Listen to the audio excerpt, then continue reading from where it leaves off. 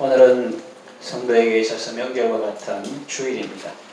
그리고 다가오는 29일은 민족의 고유 명절인 추석입니다.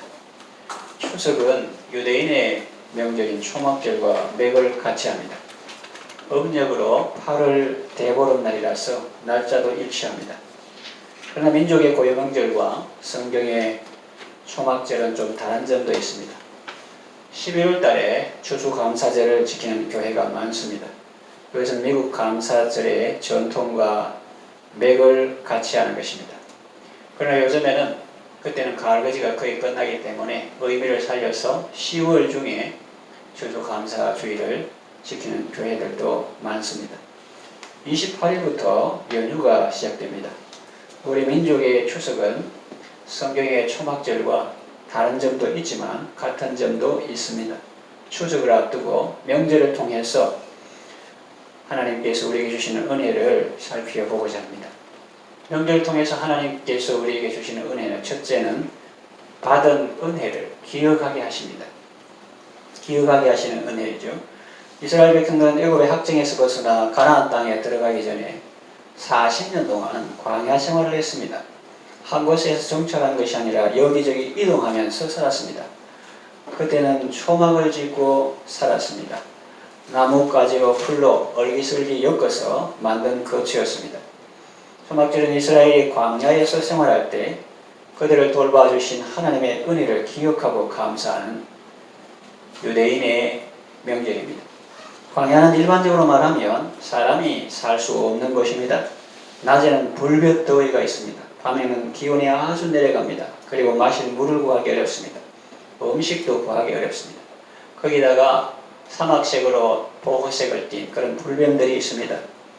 울리면 아프고 죽게 되는 그런 독을 가지고 있습니다.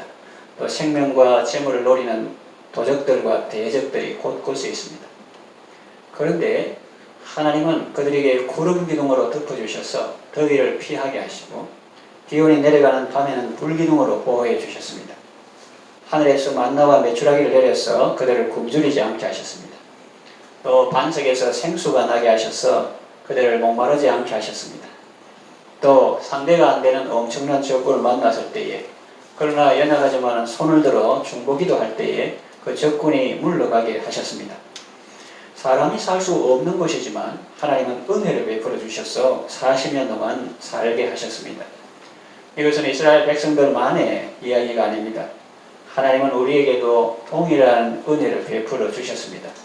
아니 그보다 더 큰 은혜를 베풀어 주셨습니다. 우리가 사는 이 세상은 광야와 같습니다. 분노가 있습니다.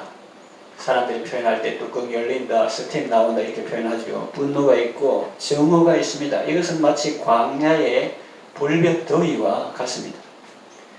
또 세상 모두 사람 없어 아주 냉랭하죠. 이것은 광야 밤의 추위와 같습니다. 이 광야와 같은 세상에서 하나님은 구름 기둥 같은 은혜로 말씀과 성령을 보내셔서 우리를 시원케 하시고 또 불기둥 같은 은혜로 우리를 따뜻하게 해주시고 포근하게 품어주십니다. 우리가 사람을 보며 세상을 볼 때는 만족함이 없습니다. 그러나 나의 하나님 예수님은 우리에게 생수와 같은 은혜를 베풀어 주시고 만나와 같은 생명의 양식을 주십니다. 우리가 비록 연약하지만 우리가 손을 들어 기도할 때 하나님께서 우리의 자녀들을 온갖 해악과 대적들의 위험에서 지켜주시고 건져주시고 손을 들어 기도할 때 응답해 주시고 적들이 물러가게 하시고 승리하게 하셨습니다.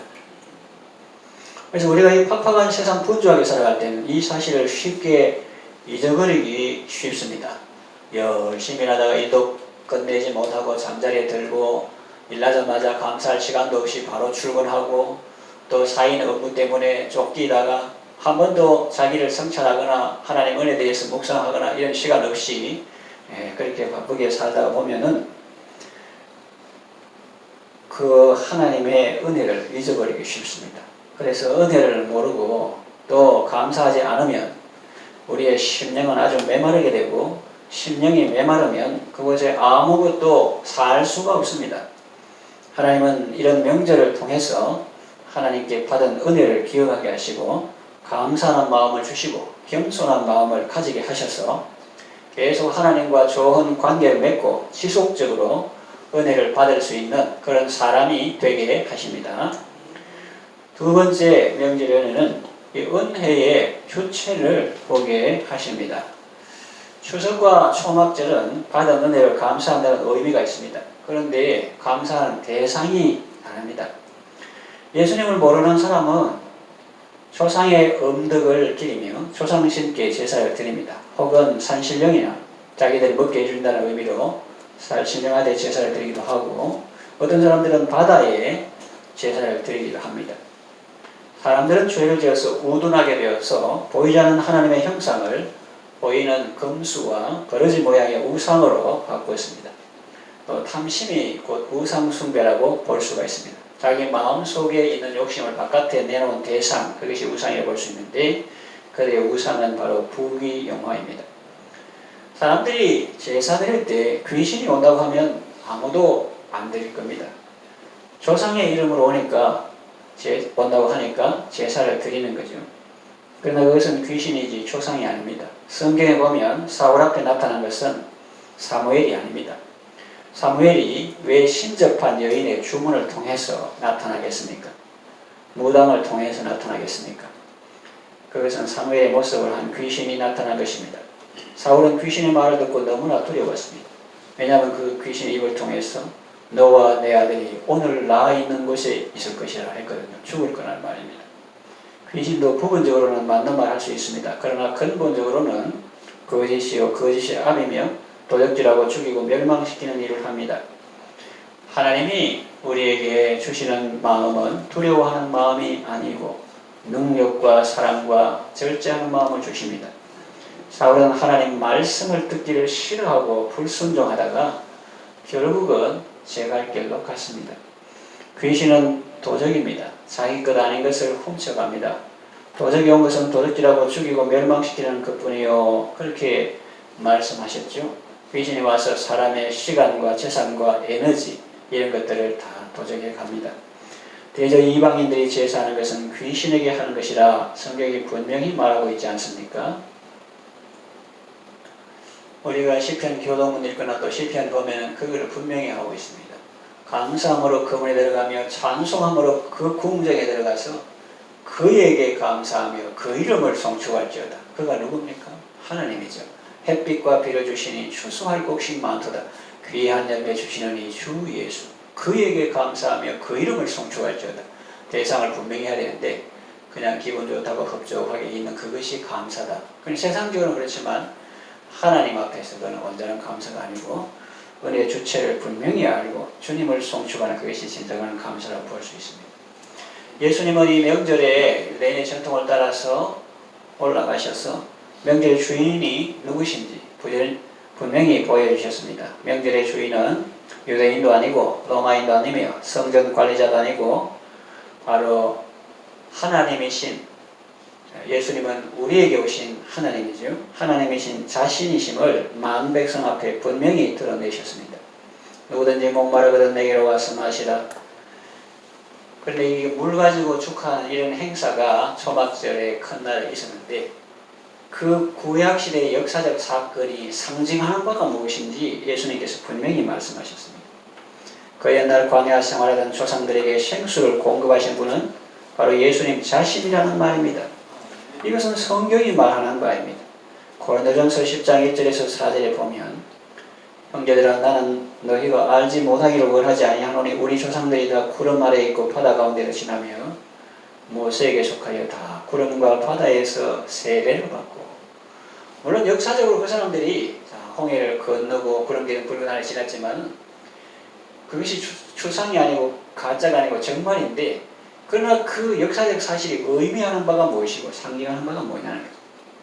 바다를 물 가운데 건넜다. 세례받을 때, 침례받을 때 물속을 들어가는 거죠. 장로교에서는 약식을 하지만 침례교는 침례하는데, 그런 옛사람이 죽고 의에 대해서 다시 살아나는 하나님에 대해서, 죄에 대해서는 죽고 하나님에 대해서 살아나는 그런 것을 상징하는 거고, 구름과 바다에서 세례를 받고 다 같은 신령한 음식을 먹으며 다 같은 신령한 음료를 마셨으니 이는 그들을 따르는 신령한 반석으로부터 마셨음에 그 반석은 곧 그리스도시라, 이렇게 말씀하고 있습니다. 그래서 성경이 성경을 주석한다. 그것이 제일 바른 주석인 거죠.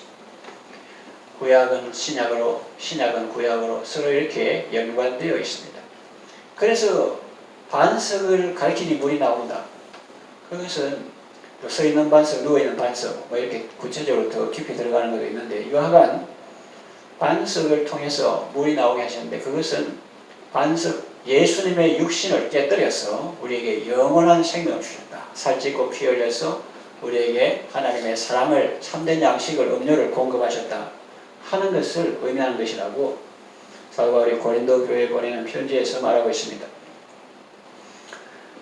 구약 이스라엘 백성들에게 반석을 쪼개시고 생수를 공급하신 하나님, 그리고 신약 성도들에게 주 예수 그리스도의 육신을 쪼개시, 표현이 그렇습니다만 살찌고 피 흘려서 그 십자가의 은혜로 우리에게 참된 생수를 공급하시는 그 하나님은 오늘도 예수 그리스도를 통해서 우리에게 은혜를 베푸십니다. 성경 나오죠. 놀랍다 주님의 그 은혜, 지금도 그 흐르는 피에 눈보다 더하게 씻으라. 그러면 여러분들은 예수 그리스도를 통해서 하나님께 감사를 드리고 하나님께 예배를 드리시기 바랍니다. 물론 사람에게도 감사하지만 그런 사람들을 붙여주시고, 뭐 일하는 것도 감사하지만 사람이 재능이 있고 일 잘한다고 다 취직되는 건 아니잖아요. 내게 일할 수 있는 일터를 주시고 일할 수 있는 재능을 주시고, 아무리 재능이 있어도 건강 없으면 뭘 하잖아요. 그런 건강을 주신 하나님께 감사하고, 또 그런 하나님의 축복의 통로로 쓰임받은 사람에게 감사하고 이렇게 해야 되는 건데, 하나님이 빠지는 경우가 많습니다. 시편에 감사함으로 그물에 들어가며 찬송함으로 그 궁중에 들어가서 그에게 감사하며 그 이름을 송축할지어다. 대상을 분명히 해야 합니다. 아무에게나 두루뭉실하게 하지 마십시오. 하나님께 감사하십시오. 하나님의 이름을 송축하십시오. 은혜의 주체를 분명히 알고 주님께 감사하며 주님의 이름을 송축하는 지혜롭고 복된 삶을 살아가시기를 바랍니다. 이 명절의 은혜, 은혜의 주체를 우리에게 알게 하신다는 것이고, 세 번째, 명절을 통해 주시는 은혜는 성령의 충만한 은혜를 주십니다. 주께서 말씀하시기를 나를 믿는 자는 성경의 이름과 같이 그 배에서 생수의 강이 흘러나리라 그랬어요. 얼마나 감사한 말입니까? 사막과 같은데 그냥 오아시스 정도가 아니고 그 배에서 생수의 강이 콸콸콸콸 흘러난다는 거예요. 여기서 배는 우리 육신의 배를 말하지 않습니다. 배에서 생수의 강이 흘러나리라 할 때 그 배는 인간이라는 존재, 우리 존재 내면에 깊숙한 곳을 말합니다. 깊숙한 그 존재 내면에서 생수의 강이 흘러나기 때문에 어느 누가 그것을 막을 수도 없고 어느 누가 그것을 훔쳐갈 수도 없습니다. 우리 찬송 가사와 같이 내 마음속에 솟아난 이 평화는 깊이 묻힌 보배로다. 나의 보화를 캐내어 가져갈 자 그 누구랴 안심일세. 뭐 바깥에 있으면 다른 사람이 훔쳐가거나 탐내거나 그러겠지만 이거는 감옥에 가다도 다른 사람 눈에는 안 보이고 속에서 나오니까 세상이 알 수도 없고 볼 수도 없고 빼앗을 수 없는 그 평안을 예수님께서 우리에게 주시는 것입니다. 평화 평화로다 하늘 위에서 내려오네. 그 사랑의 물결이 영원토록 내 영혼을 덮으소서. 이렇게 그냥 남해나 서해도 좋지만 이 동해 바다가 이렇게 깊고 시원하잖아요. 그것이 하나님의 그 사랑의 물결이 파도처럼 영원토록 내 영혼을 덮는데 그것이 평화로다. 어디 땅이나 사람에게나 누구로부터가 아니고 하늘 위에서 내려온다는 거예요. 사랑의 물결처럼 내려온다는 거예요. 이렇게 풍성한 은혜를 베풀어 주십니다. 아마 세상 바다는 위험하고 빠지고 있고 그런데 이 바다는 한번 빠져볼 만해요. 온전히 주님의 사랑에 푹 젖어서 여기 봐도 하나님의 사랑, 저기 봐도 하나님의 사랑, 저기 봐도 하나님의 사랑. 이 사랑의 바다에 빠지면 죽는 것이 아니고 막 살아납니다. 지성도 감성도 살고 의지도 살고 아주 그 기쁨으로 충만하고 선한 일을 하는 의지력도 강해지고 감성도 건강해지고 지성도 건강해지고 그렇게 하나님의 사랑이 왜 그러냐면 내 살은 참된 양식이고 내 피는 참된 음료로다 그랬거든요. 그 예수님의 사랑이야말로 참된 양식이요 참된 음료인데 다른 건 불량식품 같은 것입니다. 참된 양식이라 하면 양식 먹으면 선을 행할 힘도 생기고 의지도 생기고 이래야 되는데 헛된 양식을 먹으면 중요할 때 힘도 못 쓰고 의지도 박약하고 뭐 여러 가지 해야 할 일은 안 하고 안 해야 될 일을 자꾸 하고 그러면은 참된 양식이라고 볼 수 없습니다. 그래서 하나님께서 독생자 예수님을 보내서 우리의 죄와 연약함을 다 짊어지시고 질병을 짊어지시고 대신 형벌 받으심으로 우리에게 하나님의 생명을 주시는 이 주님의 살과 피를 믿음으로 우리의 영혼이 먹고 마실 때 힘을 얻고 강건하게 되어서 죄악 세상을 이기고 승리하는 삶을 살 수 있게 되는 것입니다. 39절 관로한 내용을 보면 예수께서 아직 영광을 받지 않으셨으므로 성령이 아직 그들에게 계시지 아니하더라 그랬어요. 그들에게 성령 받음은 미래에 있을 일이었습니다. 그러나 우리는 어떻습니까? 저와 여러분에게는 어떻습니까? 예수님이 부활하시고 승천하시고 아버지께 약속한 성령을 받아서 우리에게 부어주셨습니다. 그 성령님은 영원토록 우리 가운데 계십니다. 나를 믿는 자는 그 배에서 생수의 강이 흘러나오리라 하셨는데 광야에서 반석을 쪼개고 흘러나온 그 물은 무엇을 상징하며 무엇을 예표하는가? 그 실상은 무엇인가? 구약은 그림자라면 신약은 실체인데 그 실체는 무엇인가? 그것은 자기의 살을 찢으시고 우리에게 영원한 생명을 주신 예수님의 은혜를 예표합니다. 예수님은 십자가에 살찌고 피 흘려 죽으심으로 우리에게 영원한 생수를 주셨습니다. 표현할 때 생수의 강이라고 표현했으니 그 정도가 어마어마합니다. 하나님께서 믿는 자에게 성령을 한량없이 부어주십니다. 이런 경험을 해보면 좋겠어요. 무디 같은 사람은 기도할 때 막 부어주시니까